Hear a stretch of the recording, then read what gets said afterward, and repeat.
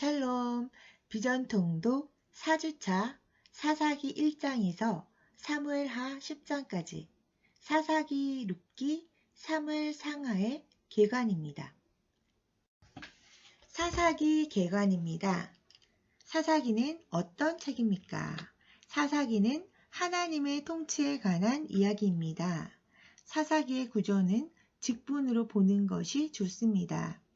1에서 2장은 사사가 등장할 수밖에 없는 이유, 3에서 16장은 12명의 사사 이야기, 그리고 17에서 21장은 타락한 레위인들의 구조로 되어 있습니다. 여호수아서 끝에 보면 여호수아를 통해 전쟁이 그치고 사방에 안식을 주었다고 기록하고 있습니다. 하지만 뒤이어 사사기가 등장하면서 사람들이 헷갈려합니다. 여호수아서에서 끝나야 하는데 연장선상에서 사건이 진행되기 때문입니다. 창조 가정사는 룻기까지 해석해서 끝내야 합니다. 결국 사사기는 하나님의 통치에 이스라엘이 어떻게 반응했는지를 보여주는 책입니다. 여호수아서의 끝이 사사기와 연결되는 이유는 무엇입니까? 순종의 삶이 통치의 개념이기 때문입니다. 사사기의 핵심은 예수 통치가 임하는 것입니다. 레위인들과 사사들을 통해 그리스도가 다스리심을 보여주려는 것입니다. 정복의 목적은 다스림에 있습니다. 그래서 정복 그 자체로 끝나는 것이 아니라 사사기까지 와야 합니다. 사사기로 넘어오면서부터는 순종의 안식을 누려야 합니다. 이는 우리가 구원받았음에도 바로 천국으로 보내시지 않고 이 땅에 살게 하신 것과 동일한 이유입니다. 영원한 구원자 예수 그리스도. 사사기 때는 레위인이 사명을 감당하지 않았습니다. 하나님께 소망을 두어야 할 레위인은 세속화되었고 하나님을 왕으로 섬기지 않았으며 종교적, 도덕적으로 타락한 시대였습니다. 이때 하나님께서는 예수 그리스도를 예표하는 사사를 선택하셔서 사사를 보내주셨습니다. 이 사사들을 통해 이스라엘은 7번이나 구원을 받습니다. 하나님은 왜 사사를 세우셨습니까? 정복 시대를 마감하고 여호수아 세대의 사람들이 다 죽은 후에 일어난 세대는 하나님을 알지 못해서 언약에서 떠나 우상을 숭배했습니다. 그 때문에 하나님은 고통당하는 이스라엘 백성을 7번 반복적으로 구원해 주십니다. 사사기 2장 10절. 하나님의 구원은 사사를 통해 이루어집니다. 이것은 영원한 구원자이신 예수 그리스도를 예표합니다. 출애굽 2세대는 아브라함의 언약에 참여한 세대입니다. 광야에서 나와서 세겜에서 백성과 언약을 체결한 여호수아는 가나안 땅을 정복합니다. 하나님을 알지 못하는 사사시대에는 사람들이 우상을 숭배합니다. 하나님께서는 사사를 보내서 이스라엘을 7번씩이나 구원해 주십니다. 이 사사가 예수 그리스도를 예표하고 있습니다. 현대 그리스도인들은 이때 레위인같이 기복주의 신앙의 종교적 타락, 쾌락주의 신앙의 도덕적 타락을 일삼고 있습니다. 우리가 사명을 망각하면 이렇게 됩니다. 사사의 타락과 레위의 타락. 사사의 타락을 집중적으로 보여주는 이유는 무엇입니까? 처음에는 사사가 멋있는 모습으로 등장합니다. 기드온과 삼손의 이야기를 보면 이들 모두 처음에는 하나님의 구원하심을 잘 보여주는 인물로 묘사됩니다. 하지만 여기에 속으면 안 됩니다. 그들은 결국 타락하는 모습을 보여주기 때문입니다. 초기의 사사들과 말기의 사사들이 있습니다. 이 사사들은 종교적 타락에 빠졌고 도덕적 타락에 빠졌습니다. 따라서 인간 중에서는 완전한 구원자가 있을 수 없음을 말씀하시고 계십니다. 우리는 진정한 사사가 되시는 예수 그리스도만 바라보아야 합니다. 레위도 타락했습니다. 레위는 하나님을 섬겨야 하는데 하나님을 섬기지 않고 우상 숭배에 빠졌으며 성적 타락에 빠진 시대가 사사 시대입니다. 기드온과 삼손은 진정한 구원자가 맞습니까? 기드온은 에봇을 만들어서 종교적인 교만을 발생시켰습니다. 사실 이것은 우상과 같은 것입니다. 또한 삼손은 이방 여자로 인한 도덕적 타락을 보여줍니다. 즉 종교적인 죄는 우상 숭배로 가는 것이고 도덕적인 죄는 음행으로 가는 것입니다. 삼손과 기드온은 결국 하나님에 대해 불경건하고 사람들에 대해 불의한 모습을 보이고 있습니다. 레위의 타락은 어떤 의미가 있습니까? 사사기는 판관이라는 뜻과 무언가를 재판한다는 의미를 담고 있습니다. 하나님은 사사시대를 원하셨던 것이 아닙니다. 하나님은 레위시대, 곧 레위를 통해서 통치하기를 원하셨습니다. 각성에 흩어진 레위를 통해 말씀하시고자 하셨던 것입니다. 다시 말해 레위시대는 말씀 시대입니다. 그리고 하나님이 통치하시는 시대입니다. 말씀은 곧 예수 그리스도이시므로 하나님은 항상 예수 시대를 원하셨던 것입니다. 이것을 임마누엘이라고 합니다. 그런데 레위의 타락으로 임마누엘을 거부하는 범죄를 저지른 것입니다. 레위와 세우신 언약은 생명과 평강의 언약이었습니다. 하지만 레위인들은 언약을 무시하고 언약을 망각하였으며 기복적인 신앙에 빠졌고 쾌락적인 신앙에 빠져 돈과 음란을 사랑했습니다. 이 사사시대에는 레위인과 모든 백성들이 자기 소견에 옳은 대로 행하는 왕이 없는 시대였습니다. 룻기의 개관입니다. 룻기를 이해하는 키워드는 무엇입니까? 사사기에서는 직분이 중요했던 것처럼 룻기에서는 지명과 인명이 중요합니다. 모압과 베들레헴은 지명이고 룻과 보아스는 인명입니다. 그리고 위치가 중요합니다. 룻기는 나오미의 가정과 룻의 축복에 대한 이야기로 나누어 볼 수 있는데 나오미와 룻이 어떻게 빈털터리가 되었고 그 빈 곳을 하나님께서 어떻게 채워주셨는지를 보게 됩니다. 마라와 같이 쓴 인생에서 하나님께서 축복해 주시고 회복시켜 주셔서 채워주시는 이야기가 담겨 있습니다. 룻기를 보시면 나오미의 가정이 있습니다. 나오미는 기근시 모압 땅에 가족과 함께 갔다가 아들을 잃고 남편을 잃고 두 며느리만 남고 그 며느리 중에서 룻만 나오미와 함께 베들레헴으로 돌아오게 됩니다. 이 룻은 하나님을 섬기는 시어머니 나오미와 함께 베들레헴 땅에 돌아와서 큰 축복을 받습니다. 룻은 보아스를 만나서 결혼을 하게 되죠. 보아스와 룻이 낳은 아이가 오벳입니다. 오벳은 훗날 이새를 낳고 이새는 다윗의 아버지이죠. 이새는 다윗을 낳습니다. 즉 룻과 보아스가 결혼해서 낳은 아들 오베드는 다윗 왕의 증조 할아버지가 된 것입니다. 여기서 이방 여인 룻을 통해서 하나님께서는 다윗의 왕조를 이루어 가시고 다윗의 자손으로 오실 예수 그리스도의 조상이 되게 하시는 큰 영예를 안겨주시는 것입니다. 룻기가 가지는 의미는 무엇입니까? 룻은 사사시대 기드온이 살았을 때의 인물이라고 추정됩니다. 룻기 1장 1절이 사사들이 치리하던 때라는 말씀으로 시작되는 것을 볼 때 룻기의 배경이 사사시대임이 틀림없습니다. 사사시대의 한 가정사가 성경에 들어와 있습니다. 그것이 룻기입니다.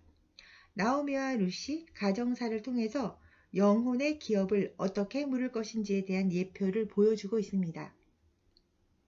하나님은 이방인을 어떻게 구원하십니까? 완전히 빈털터리가 된 모압 여인인 룻이 가정이 실제로 육신적인 기업 물음을 당하게 됩니다. 원래대로 회복됩니다.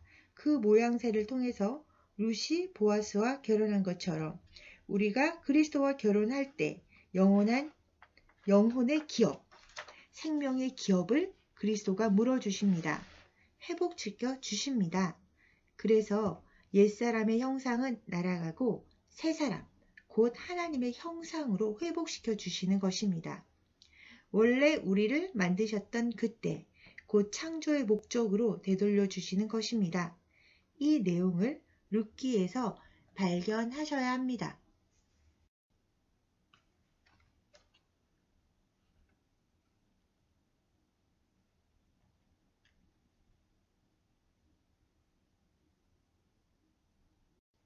사무엘상 개관입니다. 사무엘상의 초점은 무엇입니까? 사무엘상의 초점은 크게 두 가정과 두 왕입니다. 사무엘상은 신정시대에서 왕정시대로 넘어가는 과도기를 설명하는 책이라고 할 수 있습니다. 레위에게 준 말씀을 통해 통치하는 신정시대가 왕을 통해 통치하는 왕정시대로 전환됩니다. 사무엘상에는 엘리와 사무엘의 이야기가 있고 사울과 다윗의 이야기가 있습니다. 사무엘상 1에서 7장은 지는 엘리 가문과 뜨는 사무엘입니다. 사무엘상 8에서 31장은 사람이 택한 사울과 하나님이 택하신 다윗의 이야기입니다. 사무엘상이 가지고 있는 핵심 고리는 무엇입니까? 신정시대의 막이 내려가고 왕국시대의 막이 올라갈 것을 보여줍니다. 희귀했던 말씀이 사무엘에게 임하고 그를 통해 왕국시대를 열게 되는데 이는 다윗을 통해 진정한 왕의 모형을 보여주고자 한 것입니다. 네, 신정시대 하나님을 섬기고 하나님을 왕으로 모시던 그 시대는 점점점 쇠하고 이제 사람을 왕으로 세워달라 하는 요청에 의해 하나님께서는 사울을 왕으로 세우십니다. 그리고 다윗이 등장하죠. 다윗은 하나님께서 택하신 왕으로 메시아 왕국의 모형이라 할 수 있습니다. 다윗은 하나님 마음에 합한 왕이었고 예수 그리스도를 예표하는 왕입니다. 엘리와 사무엘, 사울과 다윗 두 가정의 차이점은 무엇입니까? 레위지파의 두 가정은 암울한 사사시대의 암흑과 빛을 대조적으로 보여줍니다. 이스라엘의 왕이 없으므로 사람이 각기 자기의 소견에 옳은 대로 행하더라. 사사기 21장 25절. 이런 모습을 보인 엘리 가정을 우리는 볼 수 있습니다. 엘리 가정은 언약궤를 빼앗기고 두 아들의 죽음을 맞이하며 엘리까지 죽게 됩니다. 그런데 이 암흑 시대에 하나님께서는 한나와 엘가나 가정을 통해 사무엘을 주십니다. 이 사무엘의 출생은 새로운 시대를 알리는 서막과 같습니다. 한편 사울과 다윗은 어떻습니까? 하나님께서 사울을 왕으로 허락하셨지만 사울은 폐위되고 다윗이 다시 왕으로 세움을 입습니다. 하나님을 경외하는 다윗은 하나님이 택하신 왕이요 예수 그리스도의 예표가 되십니다. 암울한 시대에 하나님께서는 새 가정, 새 왕을 선물로 주시는 것입니다. 룻과 사무엘. 룻기와 사무엘상은 어떻게 연결됩니까? 룻기에서 다윗의 족보를 보여줌으로써 사무엘상과 자연스럽게 연결됩니다. 룻기는 왕이 없는 사사시대의 이야기이고 사무엘상은 왕정시대를 열어가는 이야기입니다. 룻은 모압 여인으로 이방인이었습니다. 하지만 룻은 하나님을 자신의 하나님으로 고백하였고 룻은 보아스와 결혼해서 다윗의 증조모가 됩니다. 룻과 보아스가 오벳을 낳았고 오벳은 이새를 낳았고 이새는 다윗을 낳았습니다. 룻은 이방인의 구원 방법의 예표가 되는데요. 이방 여인일지라도 예수 그리스도의 계보에 오른 영예를 안게 된 것입니다. 다윗의 줄기에서 다윗의 자손으로 오신 예수 그리스도가 이 가문에서 나오게 됩니다. 네, 사무엘 상으로 이렇게 연결되는 이야기인데요. 사무엘은 사사로서 왕의 역할을 하고요. 제사장의 역할을 하고 선지자의 역할을 합니다. 이 사무엘은 사사시대 이후 최초의 선지자로서 등장하죠. 네, 이 사무엘은 왕과 제사장, 선지자 직분의 사역을 하실 삼중직을 수행하시는 예수 그리스도의 예표가 됩니다. 룻기에 흐르는 복음은 무엇입니까?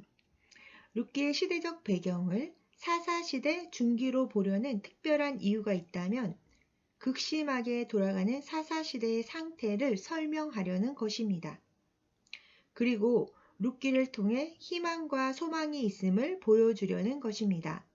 한 구원자를 클로즈업 하는데 보아스를 등장시키시면서 이방인이 어떻게 유대인의 족보, 정중앙에 들어오게 되었는지를 설명합니다.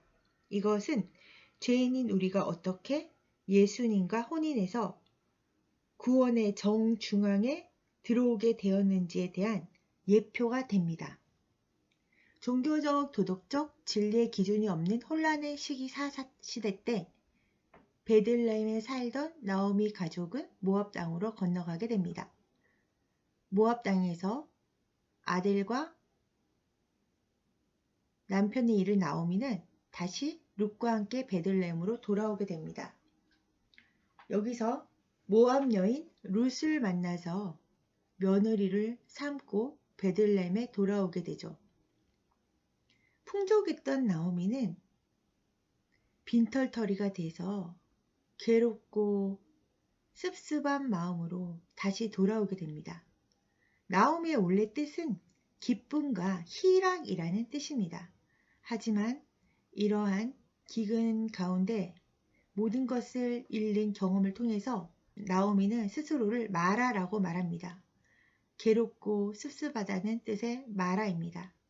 하지만 하나님께서는 나오미를 이대로 두지 않으십니다. 이 가정을 룻과 보아스의 결혼을 통해서 이전보다 더 축복된 삶으로 회복시켜 주십니다. 마라의 나오미가 희락이 나오미가 되고요. 이렇듯이 이방인인 우리가 예수 그리스도와 혼인해서 하나님의 자녀가 되는 것입니다. 룻기는 이 이야기를 예표하고 있는 것입니다. 사무엘의 탄생이 주는 메시지는 무엇입니까?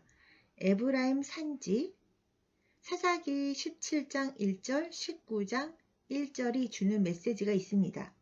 같은 시대, 같은 지역, 같은 직분의 두 가정을 대비시켜서 하나님 말씀의 임함과 회복의 씨앗을 보여줍니다.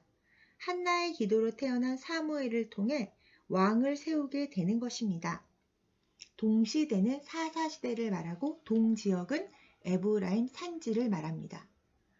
레위인은 타락했지만 엘가나와 한나의 가정은 오직 하나님만 의지하는 가정이었습니다. 하나님께서는 이 두 가정을 비교하십니다. 비교해서 보여주십니다. 엘가나와 한나의 가정은 하나님만 의지하였고 이때 출생한 사무엘은 하나님께 귀히 쓰임받는 하나님의 선지자가 됩니다. 그래서 이 사무엘을 통해서 하나님께서 왕을 세우게 되는 것입니다. 왕정시대, 하나님이 왕정시대를 허락하신 이유는 무엇입니까? 왕정시대에는 이미 신명기의 광야시대 때 말씀하셨습니다. 신명기 17장 15절 말씀. 그 조건은 하나님이 택하신 자를 왕으로 세워야 한다는 것이었습니다.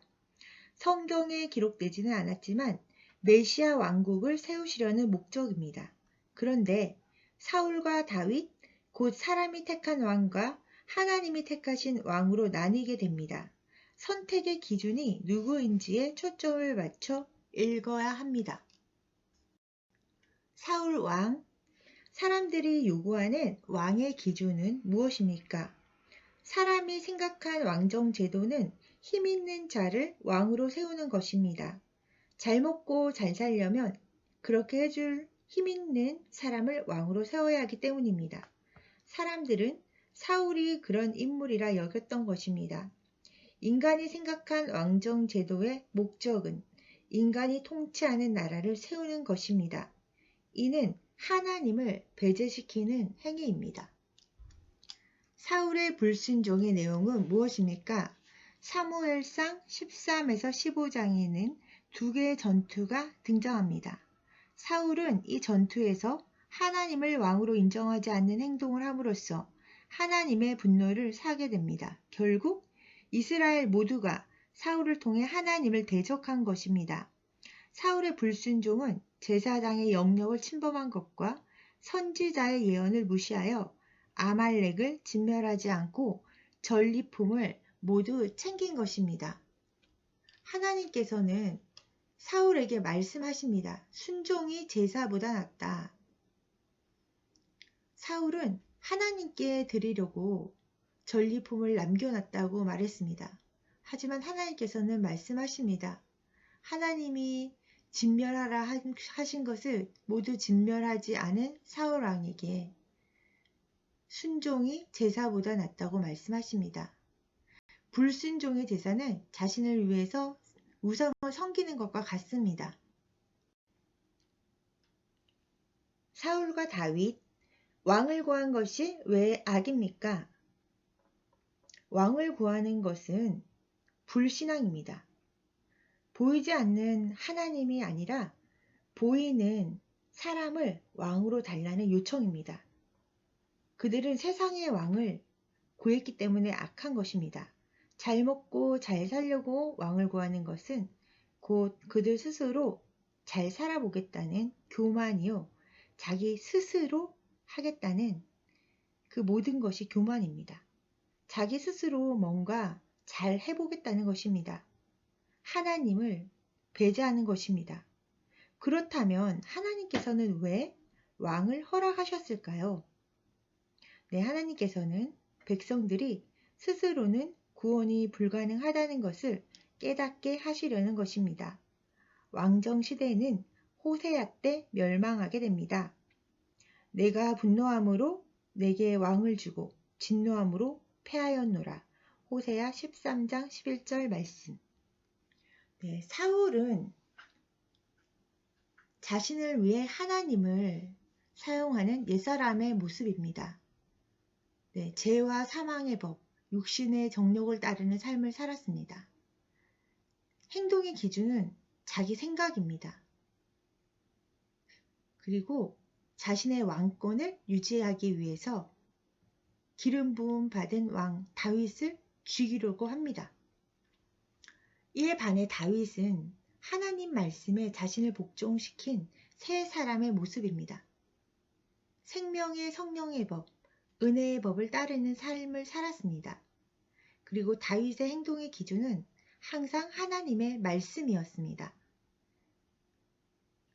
다윗은 하나님께서 기름 부으셨던 사울을 하나님을 존중하여 2번이나 살려주게 됩니다.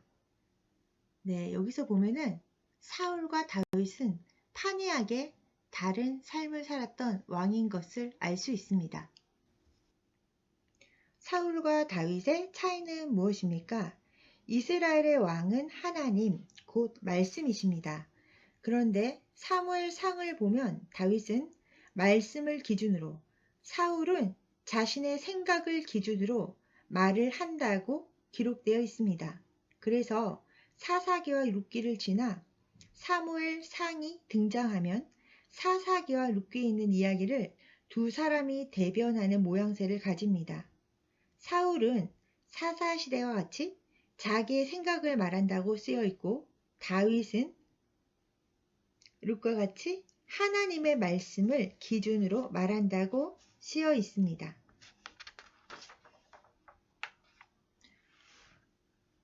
사울은 패위가 됩니다. 다윗을 죽이려고 하는 사울의 모습은 교만과 불순종하는 옛사람의 자화상을 보여줍니다. 하나님께서는 예수 그리스도를 예표하는 다윗을 왕으로 택하십니다. 다윗은 하나님의 택하심으로 하나님의 택하신 왕이 되고 하나님의 백성이 됩니다. 다윗은 또한 블레셋 전쟁에서 골리앗을 이깁니다. 다윗은 세 사람 예수 그리스도를 예표하고 있고, 십자가 위에서 사탄의 머리를 밟고 승리하신 영적 전쟁의 승리를 예표하고 있습니다. 다윗은 하나님을 의지하여 골리앗을 죽이고 승리로 이끌었습니다. 다윗의 생각, 왕정시대의 목적은 무엇입니까? 사울 왕이 하나님의 인정을 받긴 했지만 사실은 사람들이 택한 왕입니다. 사울이 암몬 사람 나스 왕을 죽이고 사사처럼 구원하자 힘 있는 왕이 필요했던 것입니다. 처음에는 별거 아닌 것 같았는데 전쟁에서 승리하니 백성들이 사울을 왕으로 인정하기 시작합니다. 사람들이 사울을 왕으로 세우려는 목적이 있었던 것입니다. 그러나 하나님이 생각하신 왕정제도의 목적은 하나님의 방법으로 택하신 자를 왕으로 세워 하나님께서 통치하시는 나라를 세우시는 것입니다. 하나님께서 다윗을 택하신 이유는 무엇입니까? 하나님께서는 다윗을 하나님 마음에 합한 자라고 말씀하시고 다윗에게 기름을 부으셨습니다. 다윗은 말씀을 기준으로 살았습니다. 사울을 죽일 수 있는 두 번의 기회가 있었음에도 불구하고 다윗은 하나님의 기름 부음 받은 사울을, 하나님의 말씀을 존중하여 정말 털끝 하나도 건드리지 않았습니다. 다윗은 하나님의 말씀을 존중하는 하나님 마음에 합한 자입니다. 교만과 불순종은 자기 생각의 언행입니다. 이것은 옛 자의 모습을 보여주고 있습니다. 우리는 사울을 보면서 교만과 불순종의 죄에 대해서 경고를 받습니다. 우리가 이런 모습을 내려놓고 믿음과 순종으로, 이 믿음과 순종의 삶은 하나님의 말씀과 가치를 기준으로 하는 삶입니다. 이것을 기준으로 믿고 행동하며 나아가는 삶을 살아야 합니다. 사무엘 하의 개관입니다. 사무엘 하의 중심 내용은 무엇입니까? 11장을 기점으로 하는 다윗 왕권의 확립과 위기입니다. 다윗 왕국 확립은 헤브론과 예루살렘에서 세워지고, 다윗 왕권의 위기는 밧세바 사건, 간음과 살인죄, 이 밧세바 사건으로 나타나게 됩니다. 마음의 성전 예수 그리스도. 다윗이 품은 성전이 왜 예수 그리스도를 예표합니까?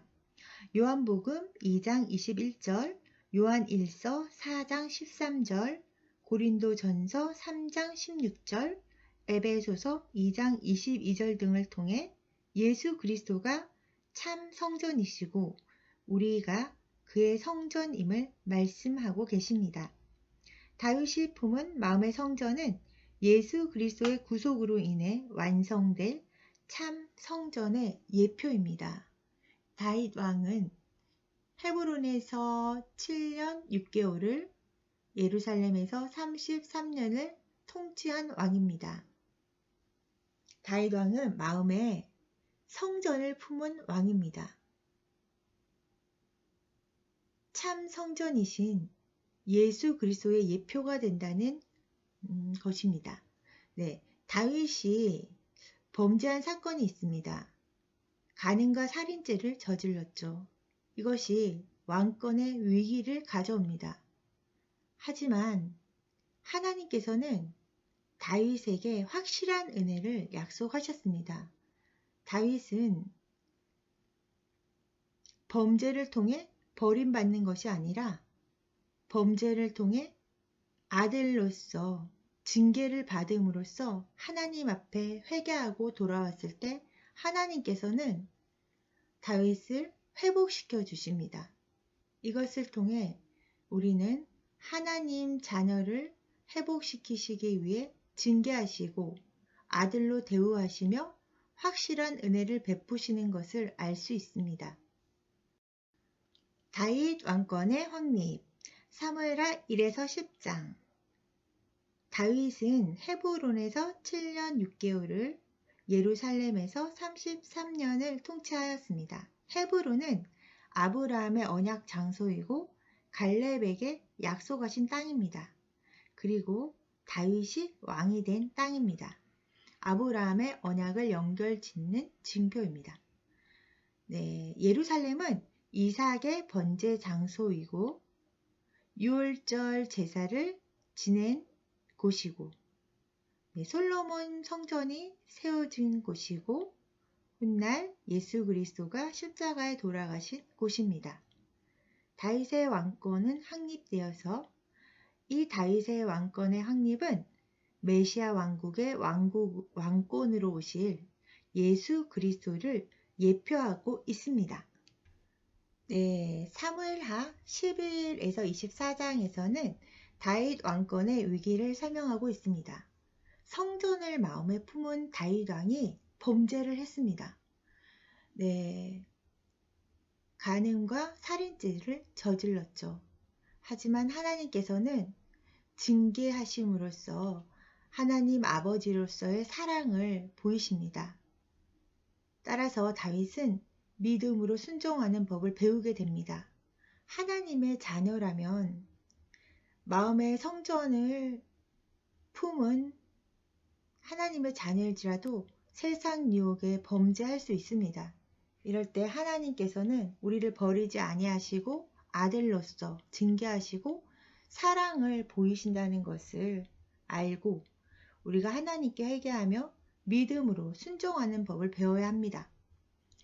그리고 다윗의 죄 중에서 인구조사의 죄가 있습니다.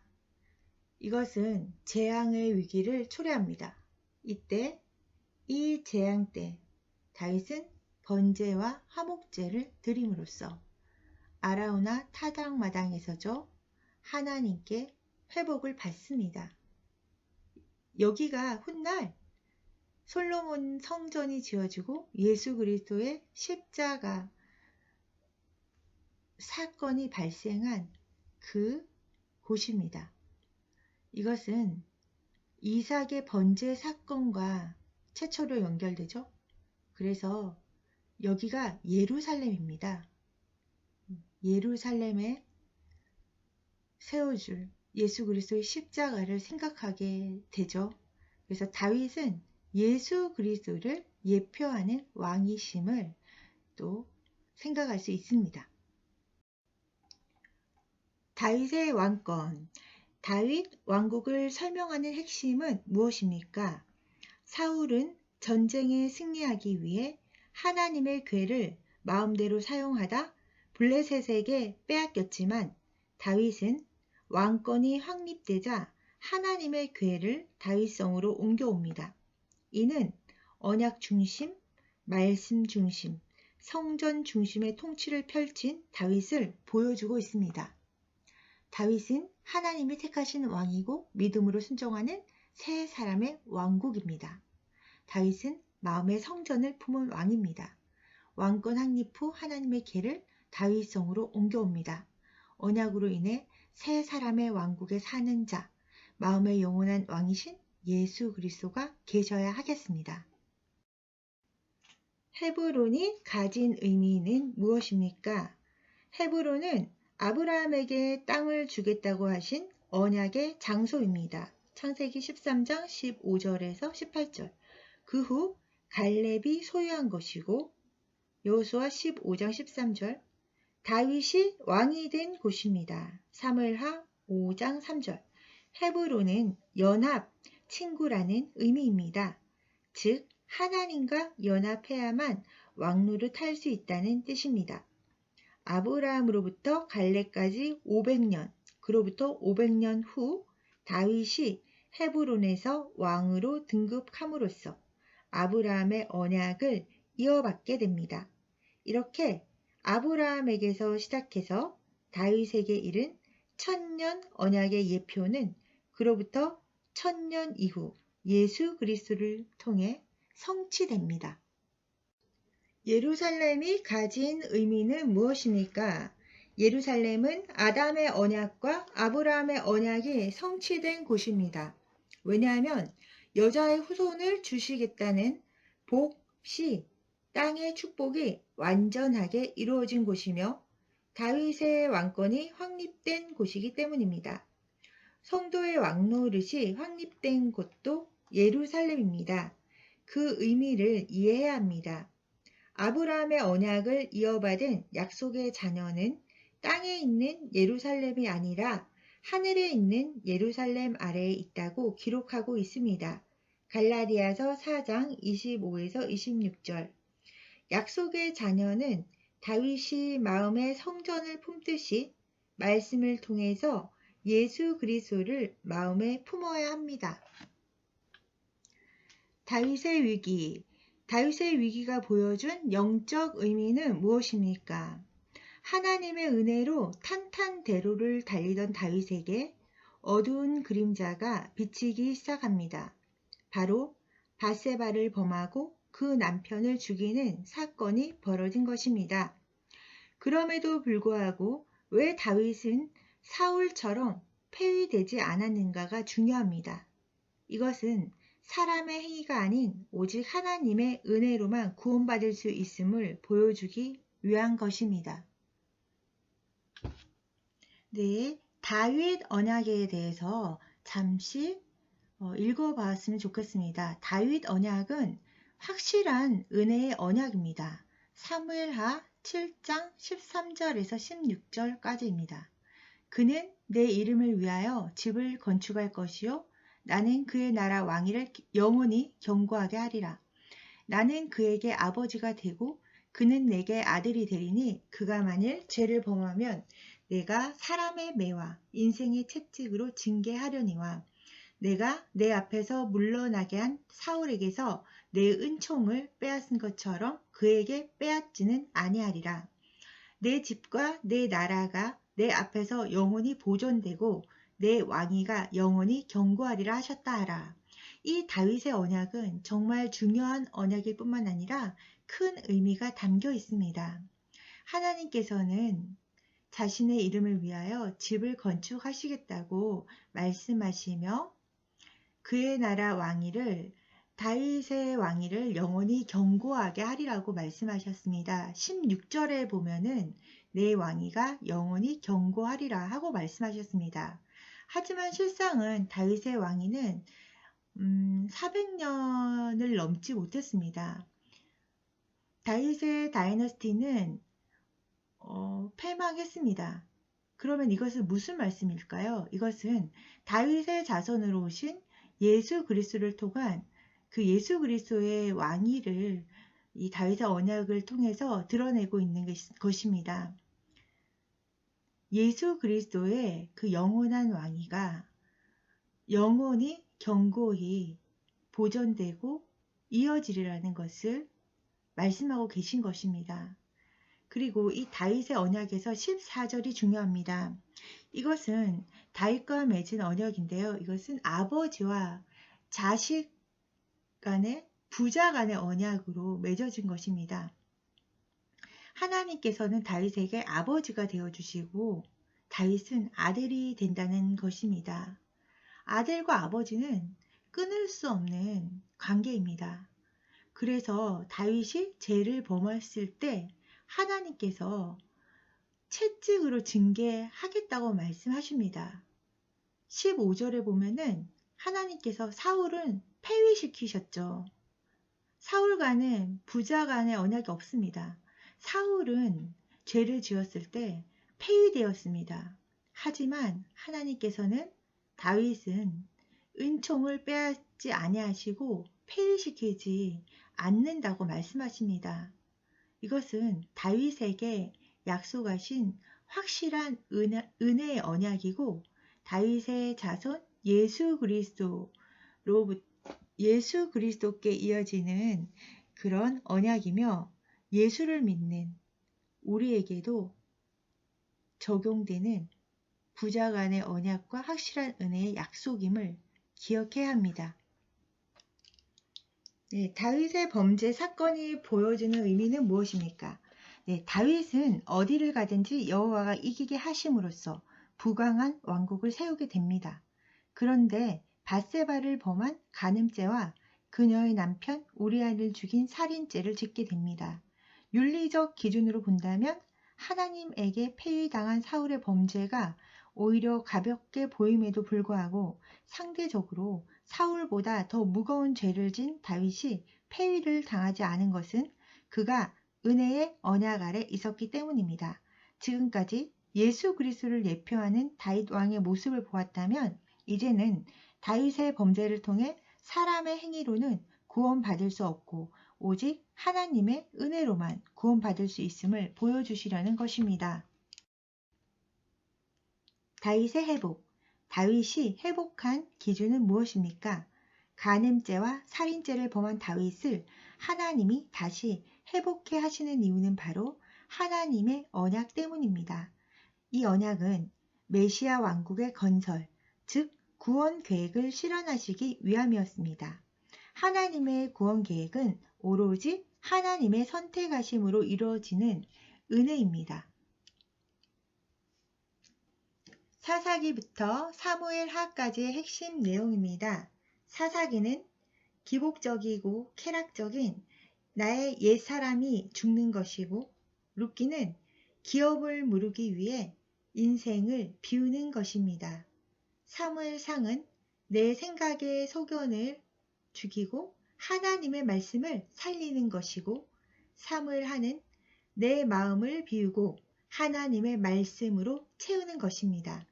그러므로 나의 옛사람은 죽고 나의 생각은 비우고 말씀으로 채우는 삶을 살아야 합니다.